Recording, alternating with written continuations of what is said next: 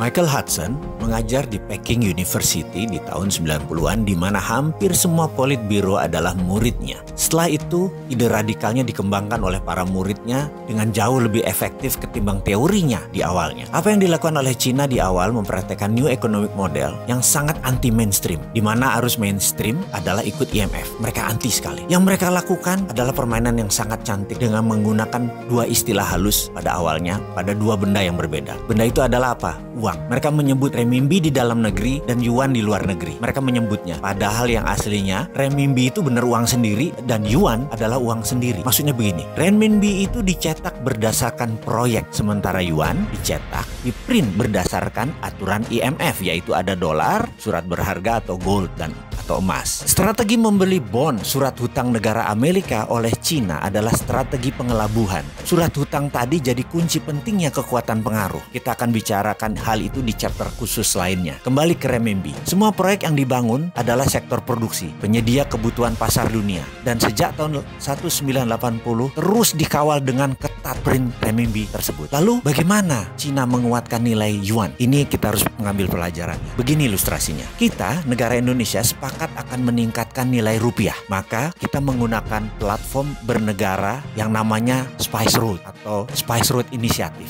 Ini hanya contoh, sekali lagi. Ngapunten loh ya, hanya supaya bisa mengerti aja. Inisiatif jalur rempah tadi punya strategi yang sama, yaitu punya rupiah biru yang dicetak berdasarkan proyek, sementara kita mempunyai rupiah merah yang berdasarkan aturan IMF. Lalu kita mencari proyek, kita kirimlah kaum lobis ke berbagai negara tetangga kita terutama, misalnya ke Papua Nugini. Di sana kita cari calon pemimpin baru dan kita harus mempunyai kaki dalam tanda petik di sekitar pemimpin baru tersebut. Kemudian ketika Perdana Menteri baru Papua Nugini tersebut dilantik, maka sarankan dia untuk membuat proyek yang banyak dan kalau bisa jangka panjang, seperti jalan tol, pelabuhan, bandara, buat dam, pengairan, juga power energy atau power plant untuk listrik. Kita akan biayai proyek mereka tersebut 100%. Katakanlah kita dapat proyek $100 billion dari Papua Nugini. Lalu rupiah biru dicetak berdasarkan proyek Papua Nugini tersebut. Semuanya 100% kita berikan pekerjaan tersebut ke pabrik di Indonesia. Teknologi Indonesia, uang Indonesia, dan bahkan mengerjakannya harus 100% orang Indonesia di Papua Nugini. Begitu proyek itu jadi, kita tinggalkan mereka dan mereka mulai menyicil dolarnya ke kita. Setiap dolar masuk, maka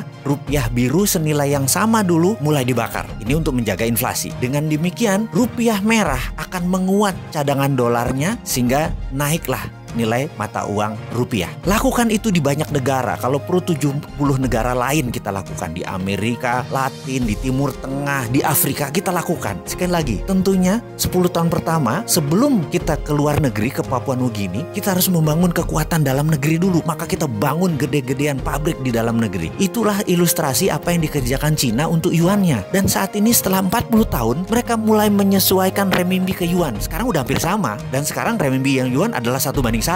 Bukan seperti dulu. Banyak negara sudah menjadi penambah kekuatan nilai yuan. Udah 70 negara. Untungnya Indonesia tidak kena program itu. Beda lah, Indonesia lebih pinter. Jadi itu urusan kita dengan Cina. Sekarang ke depan bagaimana? Kita sekarang mau meniru Cina. Gak apa-apa. Yuk cetak rupiah biru. Betul kan?